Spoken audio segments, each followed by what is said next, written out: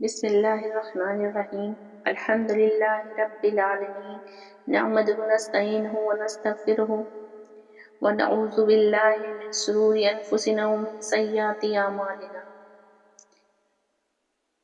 اما بعد میری محترم بہنوں، آج ہم دعوت و تبلیغ کی 6 صفات میں سے ایک نہایت بنیادی اور نہایت نازک اور نہایت اہم صفت اخلاص نیت پر گفتگو کریں گے۔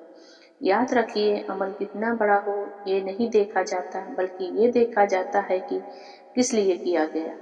اخلاص نیت کیا ہے؟ اخلاص نیت کا مطلب ہے ہر عمل صرف اور صرف اللہ تعالیٰ کی رضا کے لیے کرنا۔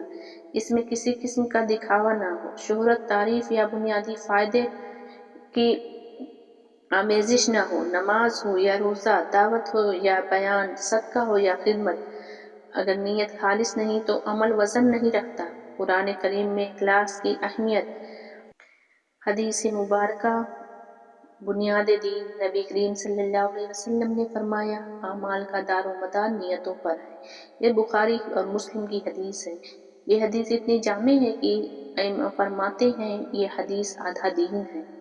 اخلاص کیوں ضروری ہے؟ میری عزیز بہنوں، اگر نیت درست ہو تو تھوڑا سا عمل بھی بڑا بن جاتا ہے، معمولی خدمت بھی عبادت بن جاتی ہے، اور اگر نیت خراب ہو تو بڑا عمل بھی ضائع، عبادت بھی بوجھ بن جاتی ہے۔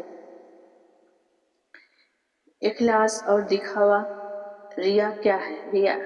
ریاکاری ہوتی ہے، ایک ریا، لوگوں کو دکھانے کے لیے نیک عمل کرنا۔ نبی کریم صلی اللہ علیہ وسلم نے فرمایا، مجھے تم پر سب سے زیادہ جس چیز کا خوف ہے وہ چھوٹا شرک ہے۔ پوچھا گیا، یا رسول اللہ وہ کیا ہے؟ فرمایا، ریا۔ ریا کے نقصانات: عمل برباد، اللہ کی ناراضگی، قیامت کے دن رسوائی، عبادت بے جان۔ قیامت کے دن سب سے پہلے جن لوگوں کا فیصلہ ہوگا ان میں وہ عالم شہید اور سخی بھی ہوگا جنہوں نے سب کچھ دکھاوے کے لیے کیا۔ نبی کریم صلی اللہ علیہ وسلم اور صحابہ کا اخلاص۔ نبی کریم صلی اللہ علیہ وسلم کا اخلاص، تعریف سے ناراضی، ہر کام میں اللہم لک، تنہائی میں عبادت۔ حضرت ابو بکر رضی اللہ تعالیٰ رات کو بیواؤں کے گھر میں جا کر خدمت، کسی کو خبر نہیں ہوتی تھی۔ حضرت عمر رضی اللہ تعالیٰ عنہ فرماتے تھے، اے اللہ میرے ہر عمل کو خالص بنا دے۔ عبادت میں اخلاص، نماز لوگوں کو دکھانے کے لیے نہیں، اللہ سے بات سمجھ کر، روزہ، تنہائی میں بھی گناہ سے بچنا، صدقہ، دائیں ہاتھ سے دو بائیں ہاتھ کی خبر نہ ہو۔ دعوت تبلیغ میں اخلاص۔ میرے بھائیو، دعوت کا کام نتائج کے لیے نہیں بلکہ رضا الہی کے لیے ہے۔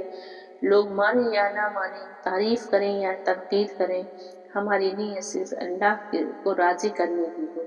گھریلو زندگی میں کیسے اخلاص لائیں؟ شوہر کی خدمت اللہ کے لیے کریں، بچوں کی تربیت اللہ کے لیے کریں، صبر برداشت اللہ کے لیے کریں۔ یہی اخلاص جو گھر کو جنت کا نمونہ بناتا ہے۔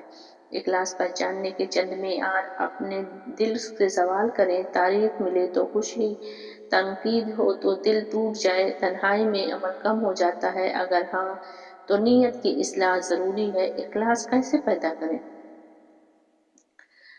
نیت کی تجدید: ہر عمل سے پہلے دل میں کہہ لیں، یا اللہ تیرے لیے۔ موت کو یاد رکھیں، قبر میں تعریف کام نہیں آئے گی، صرف اخلاص کام آئے گا۔ تنہائی کے اعمال: ایسے اعمال کریں جنہیں صرف اللہ جانتا ہو۔